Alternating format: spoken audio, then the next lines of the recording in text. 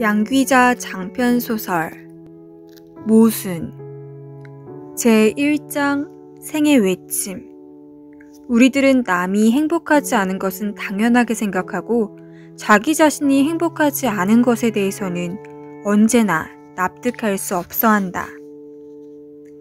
어느 날 아침 문득 정말이지 맹세코 아무런 계시나 암시도 없었는데 불현듯 잠에서 깨어나는 순간 나는 이렇게 부르짖었다. 그래, 이렇게 살아서는 안 돼. 내 인생에 나의 온 생애를 다 걸어야 해. 꼭 그래야만 해. 한 번만 더 맹세코 라는 말을 사용해도 좋다면 평소에 나는 이런 식의 격렬한 자기 반성의 말투를 쓰는 사람이 결코 아니었다. 게다가 그런 식으로 말하기 좋아하는 열혈한을 만나면 지체 없이 경멸해버리고 두 번도 더 생각하지 않는 사람이 바로 나였다. 그런 내가 어느 날 아침 한 번도 아니고 두 번씩이나 부르짖었다. 내 인생을 위해 내 생애를 바치겠다고. 그런 스스로를 향해 어리둥절해하고 있는 사이 더욱 해괴한 일이 벌어졌다. 눈물이 기적도 없이 방울방울 눈물이 볼을 타고 흘러내리는 것이 아닌가. 처음엔 밤사이 비가 내려 허약한 천장이 또 새는 것인 줄 알았다. 그것도 아니라면 흥분해서 얼굴에 땀이 흐르는 줄 알았다. 아니, 사실을 말하자면 그렇게 믿고 싶었다. 그러나 아니었다. 눈물이었다. 눈물이 없었다면 그 느닷없는 부르짖음은 눈 뜨고 꾸는 꿈의 잠꼬대 정도로 잊혀졌을지도 몰랐다.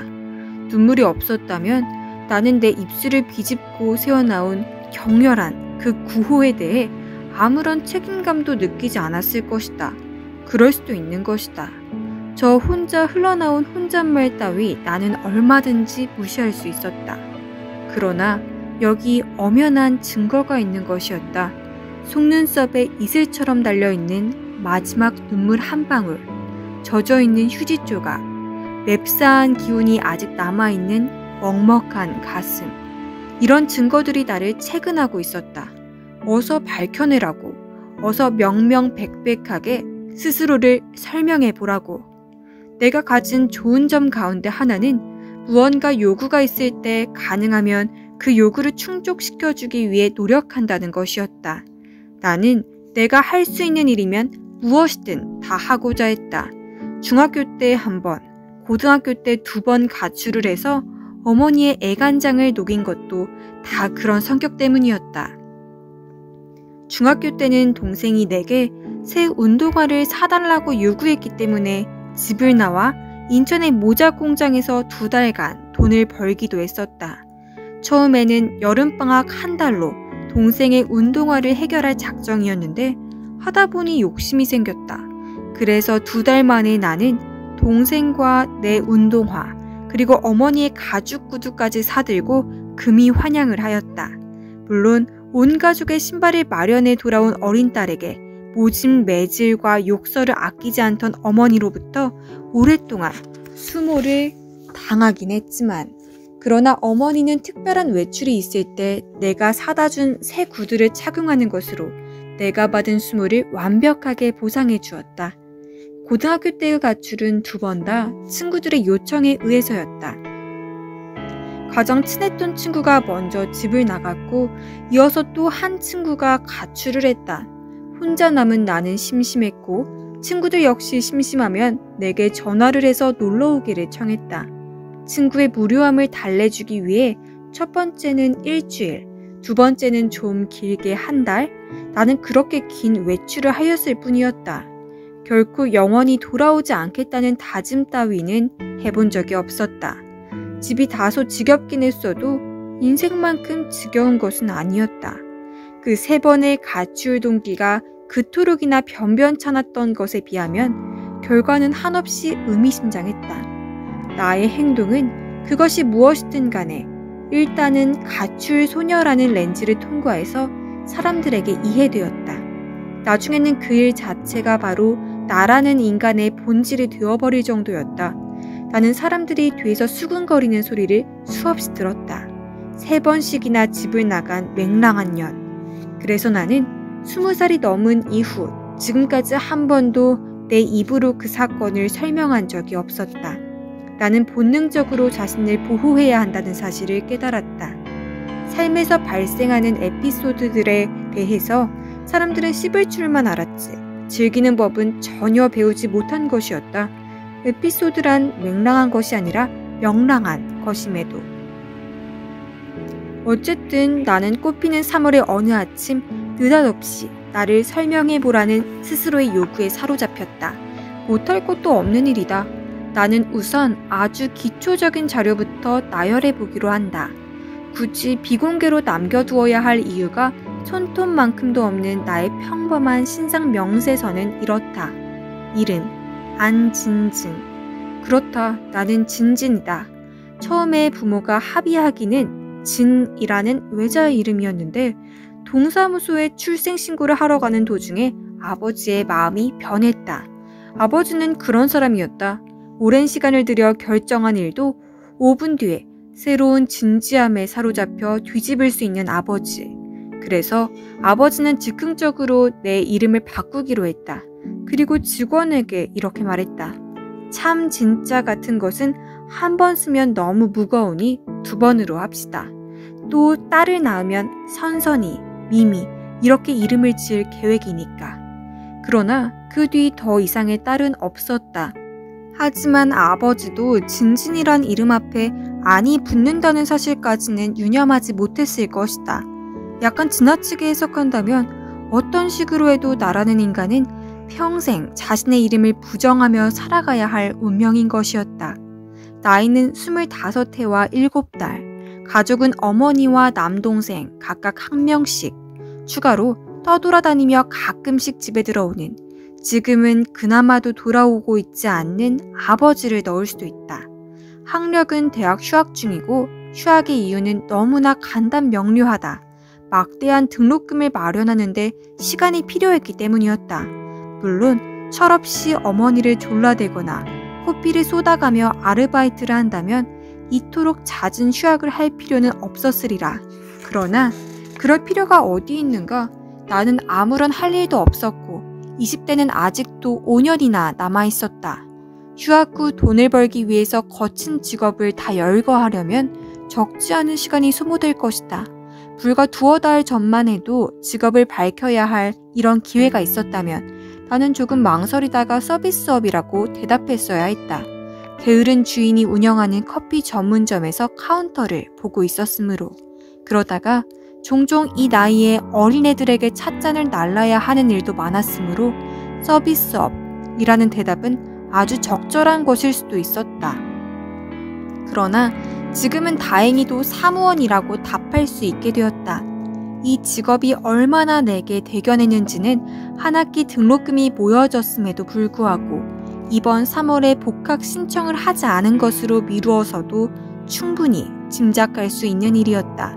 다만 한 가지 마음에 걸리는 것이 있다면 이 자리를 얻는데 내 안간 힘은 전혀 소용이 닿지 않았다는 것이었다. 그러나 이모부의 지나가는 한마디는 엄청난 위력이 있었다. 이모부는 전화 한 통화로 이 일을 해결했다. 그리고 이모부는 말했다. 우리 회사에는 자리가 없어서라고. 취미는 없다. 나는 이 취미라는 말을 별로 좋아하지 않는다. 내게 있어 취미란 단어는 악취미의 줄임말과 같은 뜻으로 종종 사용된다. 사람들이 진짜로 즐기는 유희는 고상한 것보다는 다분히 악의적인 것들이 훨씬 더 많다. 실제로 언제 어디서든 당당하게 클래식 음악 감상이 취미라고 말하던 커피 전문점 사장의 진짜 취미는 유부녀 홀릭이었다. 사장 말을 그대로 옮기면 이 취미는 돈도 들지 않고 위험 부담도 없는 데다 짜릿한 재미까지 철철 넘친다고 했었다. 이 취미에 문제가 있다면 신상카드에 떳떳이 기록할 수 없다는 것뿐이다.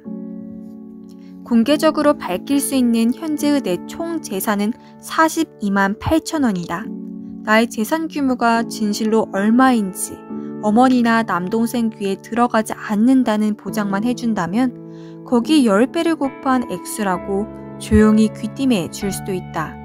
돈 모으기를 생활 신조로 삼고 있지는 않지만 그러나 돈이라는 것이 얼마나 중요한 것인지는 내 또래 누구보다도 더 나는 정확하게 알고 있는 편이었다.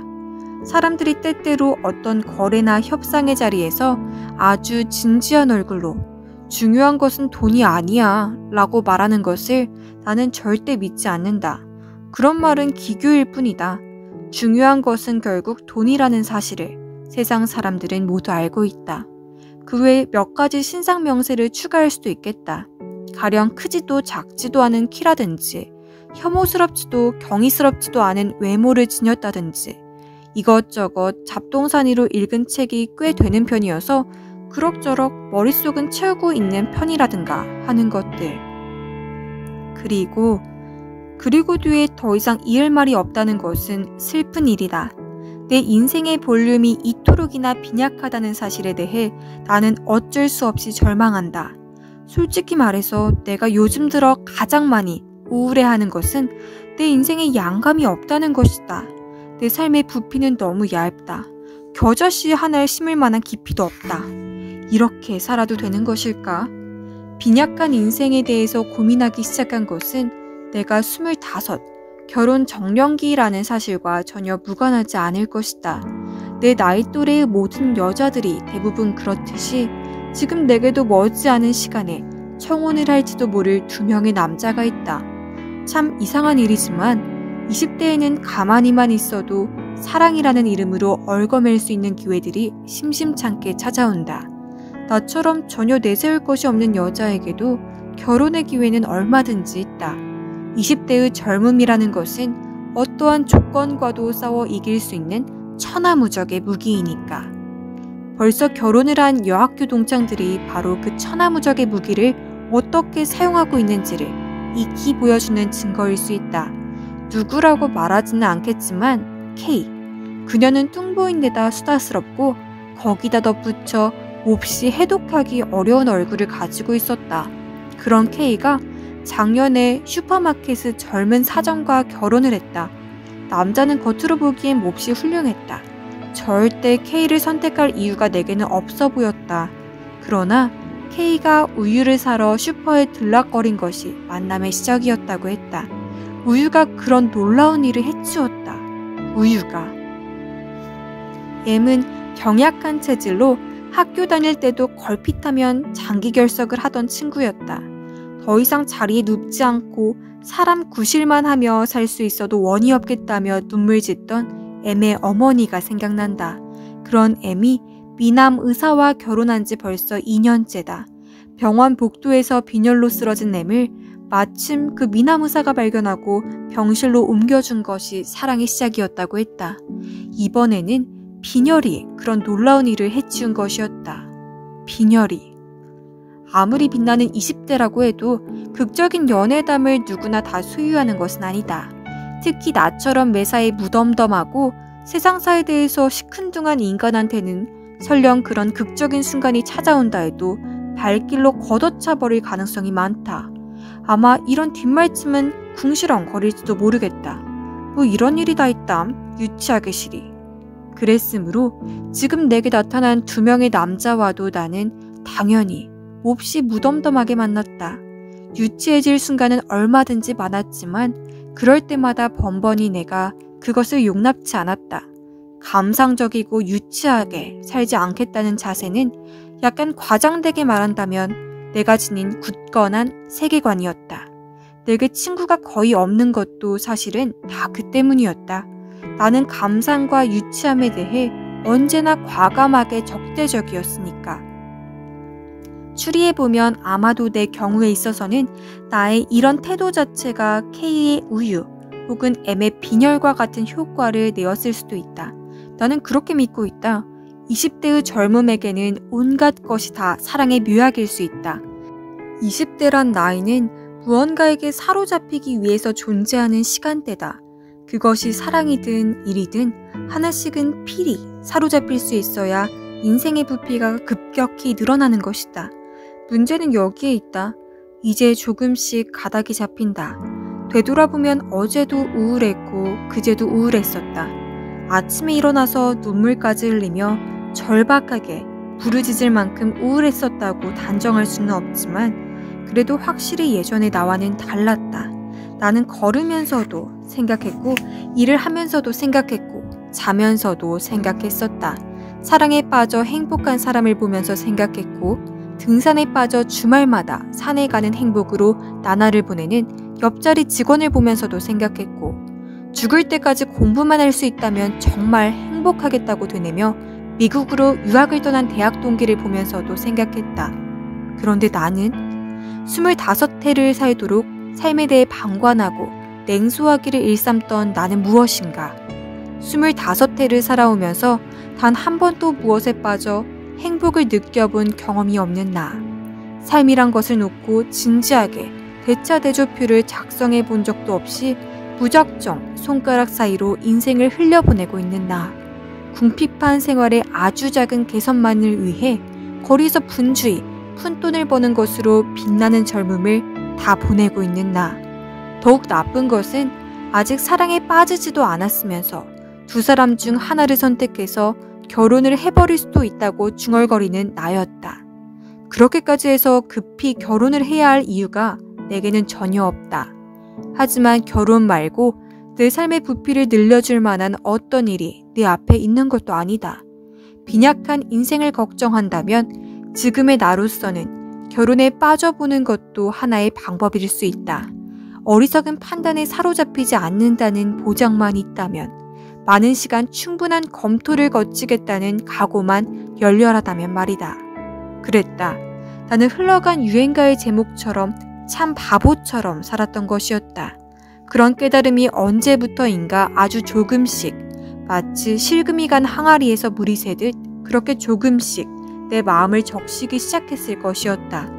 항아리의 균열은 점점 더 커지고 물은 걷잡을 수 없이 새어들어오고 마침내 마음자리에 홍수가 나버려서 이 아침 절박한 부르짖음을 토해내지 않을 수 없었으리라. 이렇게. 그래, 이렇게 살아서는 안 돼. 내 인생에 나의 온 생애를 다 걸어야 해. 꼭 그래야만 해. 홍수가 나버리도록 마음자리가 불편할 때까지 나를 참게 한 힘은 무엇이었을까? 인생을 방기하고 있다는 자괴감에 시달리면서까지 무의한 삶을 견디게 한 힘은 무엇이었을까? 이제 비로소 이야기의 핵심에 다가가고 있다는 느낌이 든다. 여태까지 이 말을 하고 싶어서 쓸데없는 군말들을 많이도 늘어놓았구나 하는 알 수 없는 긴장감마저 느낀다. 내 삶이 이렇게 굳어진 데에는 하나의 까닭이 있었다. 아마도 나는 이 아침 내 삶을 변명하기 위해서라도 꼭 이 말을 하고 싶었던 것인지도 모른다. 내 삶을 변명하기 위해서 어머니의 삶을 들춰내야 한다는 일은 정말 어리석은 변명처럼 들린다. 게다가 25에 다 커버린 나이에는 수치스러운 변명일 수도 있다. 그래서 이미 오래전에 검토를 끝내고 마음속에 묻어두었던 일이었다. 그러나 다시 검토할 수도 있다고 나는 스스로를 위로한다. 내 삶의 뿌리를 더듬기 위해 어머니가 등장하는 것이 꼭 부끄러운 일만은 아니다. 어머니는 일란성 쌍둥이로 태어났다. 두 사람이 부모도 구별 못할 만큼 닮아서 키우는 동안 애를 먹었다는 이야기는 외할머니한테서 귀에 못이 박히도록 들었다. 얼굴도 같았고 성격도 같았고 하다못해 학교 성적까지도 무엇이든 두 사람은 똑같았다. 같은 집에서 같은 옷을 입고 같은 생각을 하며 늘 붙어 다니는 두 사람은 마치 둘로 나누어진 한 사람인 양 보였다고 했다. 도저히 따로 떼어 생각할 수 없는 한 사람. 어머니와 이모는 결혼과 동시에 비로소 두 사람으로 나뉘었다. 두 사람으로 나뉘자마자 이들의 삶은 급격히 달라지기 시작했다. 한 사람은 세상의 행복은 모두 차지하는 것으로, 나머지 한 사람은 대신 세상의 모든 불행을 다 소유하는 것으로 신에게 약속이나 받았던 듯이 그렇게 달라졌다. 안타깝게도 나는 불행을 짊어진 쪽으로 편입되어 이 세상에 태어났다. 어린 시절의 나는 어머니와 이모가 그토록이나 혼란스러웠다. 빗물 새는 단칸방에서 울고 있는 어머니를 보다가 이모 집을 가면 똑같은 얼굴, 똑같은 목소리의 이모가 비단 잠옷을 입고 침실에서 나오는 장면을 목격하게 되면 누구나 다 그럴 것이었다. 울고 있던 어머니가 무대 뒤로 뛰어가 금방 비단 잠옷으로 옷을 갈아입고 행복한 또 다른 사람 역할을 연기하는 1인 2역의 연극을 보고 있는 기분이었다고나 할 수 있을는지. 그때까지만 해도 삶의 고단함이 어머니의 얼굴을 많이 할퀴어 놓지 않아서 이모와 어머니를 분별하는 것은 여전히 어려운 일이었다. 고백하자면 비단 잠옷 쪽이 어머니이지 않은 것을 인정할 수 없었기에 혼란스러워했던 것인지도 몰랐다. 내가 이모의 딸이었다면 그랬다 해도 가난하고 억센 이모와 부자이면서 부드러운 어머니를 혼동하곤 했었을까. 실제로 나와 동갑인 이모의 딸은 쌍둥이 이모에 대해서 한 번도 혼란을 느껴본 적이 없다고 단호하게 말하곤 했었다. 그 애는 새침한 표정으로 늘 이렇게 말했었다. 저기 니네 어머니 있다. 니네 어머니, 아니 우리 어머니와 이모를 놓고 비교하는 일을 멈춘 때는 내가 사람들 표현대로 심심하면 가출을 하기 시작한 무렵과 거의 같았다. 나는 똑같은 조건 속에서 출발한 두 사람이 왜 이다지도 다른 삶을 살고 있는지 도저히 이해할 수가 없어서, 그래서 그만 삶에 대한 다른 호기심까지도 다 거두어 버렸다. 이런 것이 운명이라면 그것을 내가 어찌 되돌릴 수 있으랴. 인생은 탐구하는 것이 아니라 받아들여야만 하는 것. 이것이 사춘기에 내가 삶에 대해 내린 결론이었다. 어머니의 경험이 나에게서 멋진 삶을 살아보고자 하는 동기 유발을 앗아가 버린 것이었다. 참 이상한 일이다. 이렇게 정리를 해놓고 보니 너무 무겁다. 풀씨가 바람에 날리듯 마음속에서 막연히 부유하던 생각들도 정색을 하고 정리를 해보면 깜짝 놀랄 만큼 심각해지는 것이 정말 이상하다. 내 삶이 이토록 질이 멸렬해진 것을 모두 다 어머니에게 떠넘기고 싶은 생각은 추호도 없다. 어떤 사건이 일어나면 원인을 분석한다고 때로는 문제가 있는 가정에 혹은 사회에 아니면 제도에 책임이 있다고 말하는 사람들을 나는 별로 신뢰하지 않는다. 가끔 그런 분석들을 명분으로 내세우고 자신의 방종을 정당화하려는 젊은 애들을 만나는데 그럴 때마다 나는 그들의 교활함을 참을 수 없어 한다. 특히 15되는 어린애들이 텅 빈 머리로 앵무새처럼 그런 핑계를 대고 있으면 뺨이라도 한 대 올려붙이고 싶은 것을 간신히 참아야 한다. 영악함만 있고 자존심은 없는 인간들. 그래서 나는 불행한 어머니에 대해, 행복한 이모에 대해 할 수 있는 한 한껏 담담하게 말하고자 한다. 그런 일이 있었지만 내 윗등 상황이 좀 미묘하긴 했지만 내 삶이 그것에 완전히 빚져 있던 것은 아니라고. 그러나 이런 말은 어떤가. 우리들은 남이 행복하지 않은 것은 당연하게 생각하고 자기 자신이 행복하지 않은 것에 대해서는 언제나 납득할 수 없어 한다. 얼마 전에 어떤 책을 읽다가 우연히 발견한 구절인데 내게는 아주 훌륭한 충고가 되어준 말이었다. 내 삶을 변명하기 위해 어머니를 끌어댈 용기를 품게 한 것도 고백하자면 바로 이 구절 때문이었다. 인생은 바로 이런 것이었다. 나의 인생에 있어 나는 당연히 행복해야 할 존재였다. 나라는 개체는 이다지도 나에게 소중한 것이었다. 내가 나를 사랑하고 있다고 해서 꼭 부끄러워할 일만은 아니라는 깨달음. 나는 정신이 번쩍 드는 기분이었다. 그랬다. 이렇게 살아서는 안 되는 것이었다. 내가 내 삶에 대해 졸렬했다는 것. 나는 이제 인정한다. 지금부터라도 나는 내 생을 유심히 관찰하면서 살아갈 것이다. 되어가는 대로 놓아두지 않고 적절한 순간 내 삶의 방향키를 과감하게 돌릴 것이다. 인생은 그냥 받아들이는 것이 아니라 전 생애를 걸고라도 탐구하면서 살아야 하는 무엇이다. 그것이 인생이다.